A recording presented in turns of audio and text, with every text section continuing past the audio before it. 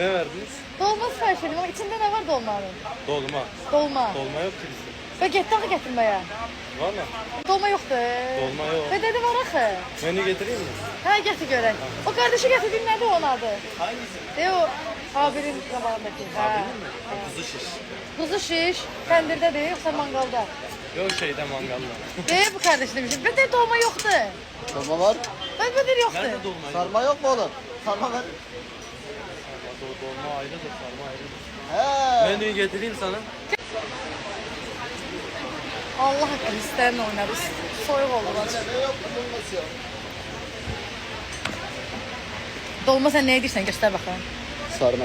Onun içində nə var? Zeytinyağı bulgur falan var yani. İçində nə var? Bulgur? He. Bulgur mu? Pirinç pilavı var. Yo. Siz neyden yapıyorsunuz? Dolma etlə, qiyma ilə, mal əti ilə, quyruq, noxud. Vallahi bir sənin nə olur partlayır. Neden? Allah haqqı. Dadlı bir şey Yara yap da mənimdir. getir ben de buradayım. Merak ettim Ben nasıl gətirim. dolma yapayım. Bax, mən özüm yeməkdən başım aysa sənə də gətirərəm dolma. Sen bundan ne yapacaksın? Dadlı bir şey mənə gətir də nə olar? Sen nerelisin? Mən Bakı, Ne? Azərbaycan. Azerbaycan. Hə. Nasıl Türkçe sanki? Kuzu şiş. İskəndər var. İskəndər Hani var. baxım İskəndərə. Tamam bir tane İskender yapayım bir de sarma vereyim. Baxım mən İskəndərə baxım. Sifətinə baxım İskender yeməyə. burada işte. Box 800 lira İskəndər pul verir. Çox bahadır qardaş. Çox baha. Hayda. Vallahi sana kavga edesiz geliyor. Yaxşı, qoy görüm. Qoy bir düşüneyim. Bu Urfa olsun onda. Urfa kebab olsun. Urfa kebap He. 100 lira bak. Yeşil. Nə? Arada 100 lira para var. 100 Arada 100 para. lira para var. 100 lira nə qədərdir bacı? 100 lira sen ben ödeyeyim.